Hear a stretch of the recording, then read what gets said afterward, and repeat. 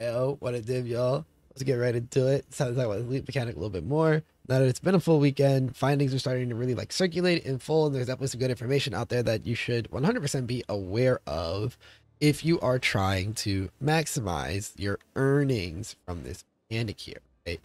That's like the big thing I feel that everybody's like really focused on doing. How do I make this mechanic actually work for me? How do I sustain gold? Stuff of that nature. And so I want to put some of my thoughts about it so far, my experience with it, give you guys some information the community has collected or brought to me, etc.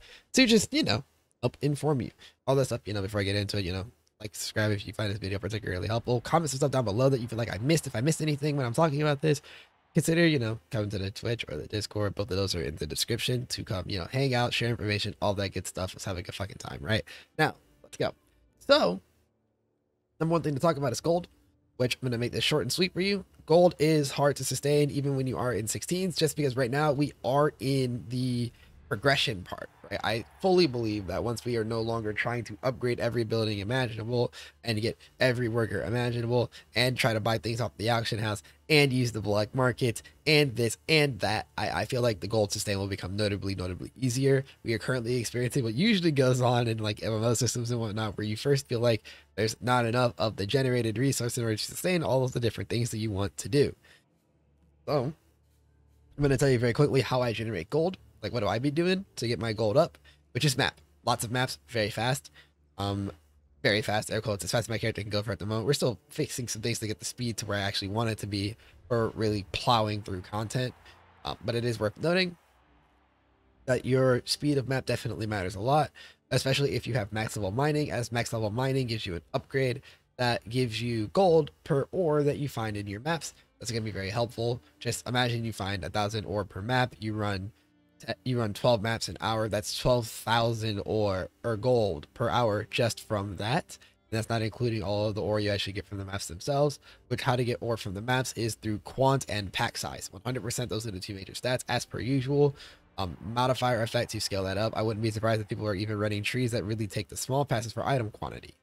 Right, really leaning into the quant. Make sure you take modifier effect if you're really trying to farm gold. Like, I'm getting my character strong enough to sustain that. I just have to also give up some of my map sustain and actually fill in the rest of my Atlas points to do so. But that seems to be the way to go, as well as doing strategies that spawn a good amount of monsters, particularly rares and uniques.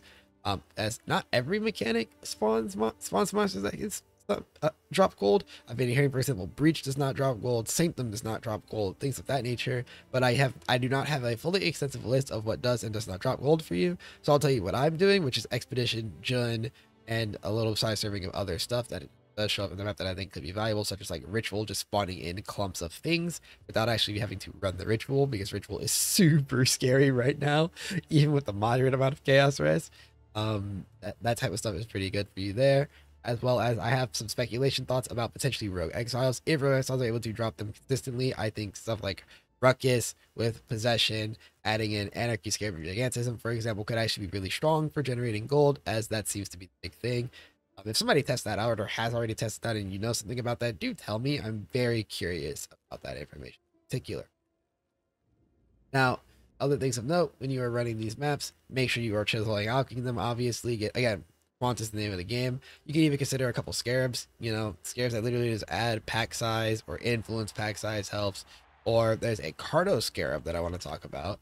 As a note, adds a random modifier. This does in fact increase the quant of the map. Make sure you can actually afford to run this. But you can literally stack this scarab, which the value of this scarab is, I don't believe, particularly high at the moment, but I do think it's going to get more quants on your maps in a potentially low cost way if your character can afford the gamble between recovery rate, especially when scaled up, or things like reflect. If you're not reflect immune, that's not going to work for you, etc. Could be a way to get it going, as well as consider running massive multiple bosses, or even doing this in teams to really throw up your numbers. Massive multiple bosses such as like City Square, for example, a really common favorite, is a good pick. Whereas Square, for example, that's another thing that you should consider there. Now, let's talk a little about how to generate gold. Let's talk about how to spend it. We're going to speed run this part because I tried to do this a couple of times and I really don't want to spend forever talking about all the various things that you can do with gold. I kind of just want to lock in on this core principle that right now your gold is 100% best used upgrading your town. Like, obviously, make trades as you need, you know, buy from Faustus if you really need gold in the earlier stages of the game, or like or gear at the early stages of the game. But as like right now, if I look at the black market for me, I mean, like amulets are 6K. That's not worth it. That's way too much. Way too much. I can't afford that nonsense. Not relative to what I could be doing. That's like almost half. That's like a little around half a map. That's crazy talk. I'm not about to pay that. So focus on the gold upgrades instead, because this is 100K gold just to get my recruitment up to level. Which there's a real chance that this is not actually worth it. I'm being annihilated. I mean, sorry you guys have to hear that noise. I hope it didn't make you think you had a trade in your game. Now, what do I mean by upgrade your stuff? I actually do just mean upgrading like your farming and your mining and whatnot, as all of them have capstone benefits that increase the rewards that you get, such as, again, the mining one I mentioned earlier that gives you additional gold, or the farming one, which I do not know about, but I do know that farming is just very efficient, generally speaking, because it constantly produces you flowers, which flowers are used to provide currency from shipping. We'll talk a little about that in a moment. There's going to be like a sheet that I'll have in the description as well, so you can actually see the information about that. Disenchanting will probably have a benefit that I don't actually know about, but disenchanting has proven to be very useful anyways, just for stacking up dust, which right now is only really used on upgrading stuff. But eventually, you also use the dust here a little bit in Tujin to get better rewards from shipping, and the recombinating obviously when you get to that point is going to require dust. And even just getting upgrades in smelting, and I imagine roof smithing will have good things for you, but just even getting maximum number of workers to actually continue doing tasks, as well as increasing the speed at which the task is completed, has proven to be very useful for me in quickly speeding out projects that I am working on. We're still working on projects, obviously, as I am only level 7 in a couple of places, and 6 here in disenchanting, and 3 in the map device. Let's talk about why I'm deprioritizing the map device relative to everything else, which is very quickly, I have not found the rewards for the map device to be particularly rewarding, and it's a very difficult mechanic to keep people alive through if they are not well leveled, as well as this system is not upgraded. So I'm currently deprioritizing it while I focus on other parts of the system first, trying to get the generators up. The traditional way to do systems like this is to look for high yield like returns first and generators. So shipping is a very high yield return. It's very clear that the value in shipping is strong, and so I am investing in shipping to make sure that I am pumping it out constantly all the time when I can, as well as mining and farming, and to an extent disenchanting, are all high value endeavors that generate you resources that you will need to fuel the rest of your place. And relatedly to mining, smelting, because smelting is more efficient than mined ore is for shipments. So let's talk about shipments real quick, because this is the payoff that I think everybody is most familiar with at the moment, which is that you feed in ores and bars to get stuff, which, by the way, I do not remember where I saw this on the help panel, but it was mentioned. It's like on the subreddit and whatnot. There's a panel that will tell you that if you give places ore, it counts 5 times to their favorite resources. And favorite resources are good because they will literally provide a massive multiplier to the amount of loot they will give you for sending them stuff. So make sure you keep that in mind. Also note the difference in like times as they go by distance, right? Kalguur is really far away, so it takes quite some time. You see, Kalguur shipment has a lot of time on it, but I also have to get some gold to actually like do the shipment, all that good stuff.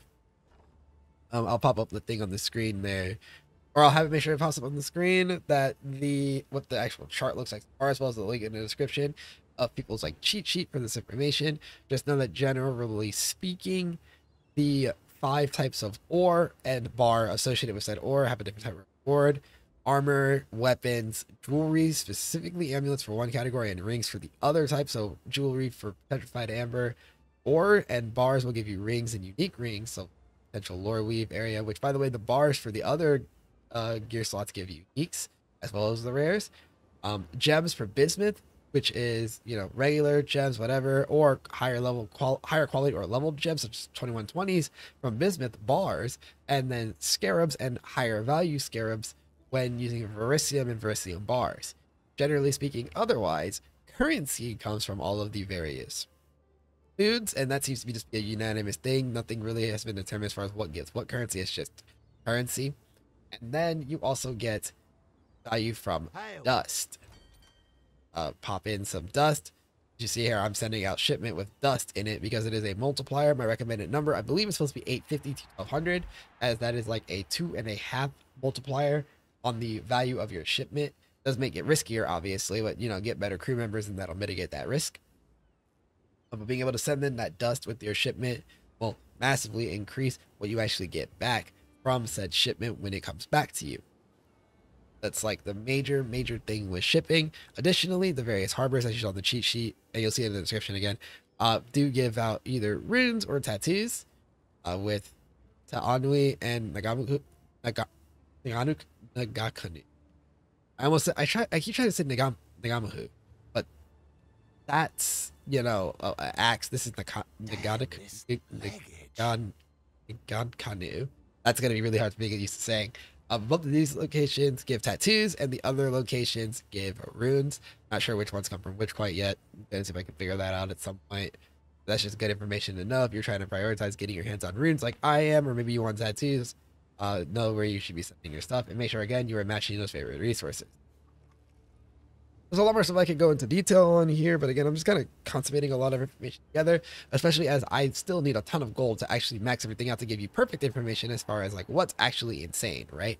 Because it's possible that, say, like upgraded disenchanting is absolutely bonkers, but I don't really know because I'm only at rank 7 right now because I need more gold. Or, the improved reroll that comes from having Town Hall 11, it could be absolutely bonkers, but I wouldn't know because I do not have Town Hall 11 yet, etc. So still a lot of time needed in there, but if you have any information about the various upgrades at maximum that you want to share, again, comments down below, or Discord, Twitch, etc., all that good stuff. Anyways, this is my current summary of what to do. Just a quick rundown, just a reminder, right? Generate gold through running high quant maps. Usual stuff you think of: quant, pack size, eater, altars, modifier effect, all that good stuff. Make sure you quickly and clicking on ores, especially if you have mining 11 or mining 12. It's whatever one gives you the upgrades that actually gives you gold from ore. As well as make sure you are focusing on upgrading Kingsmarch right now, because that's going to be the big wall to like actually getting everything done. You're going to feel like you have a lot to do as long as you haven't finished actually upgrading everything. Once you finish upgrading everything, life will get a lot simpler in that regard. And then, as you're upgrading things, make sure you're making good use of shipping to, actually see payout for the amount of effort that you were putting into getting this place going for now, before we figure out how the other parts of the system work. Because mapping definitely takes a lot more to scale up, it feels. And, eventually there'll be information about that. It'll probably be an update video about this in a couple of days or whatever, as again, more information comes out, or just I, finish maxing out the settlement, all that good stuff. Anyways, thank you guys for watching. Again, check out the Twitch, all that good stuff, like subscribe, all that good stuff that you usually hear at the end of a YouTube video, and I'll see you guys in the next one. Peace.